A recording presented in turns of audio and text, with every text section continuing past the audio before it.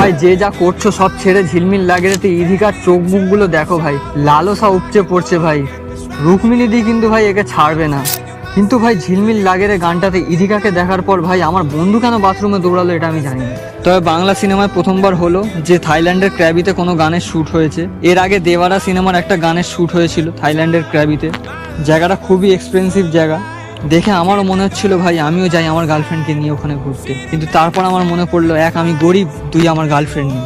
তবে এই গানটায় দেবদার যা বডি দেখতে পাচ্ছি, দেখে ভাই মেয়েরা একটাই জিনিস বলবে, কিন্তু গানটা গান হিসেবে ভাই অতটা ভালো হয়নি। এর থেকে কিশোরী কে তুই বল গানটা অনেক ভালো ছিল।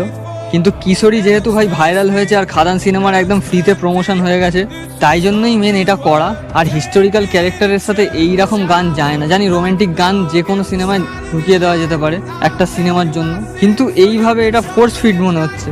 দেখা যাক, সিনেমাতে হয়তো ভালো লাগতে পারে, কিন্তু এখন গানটা আমার ভালো লাগছে না।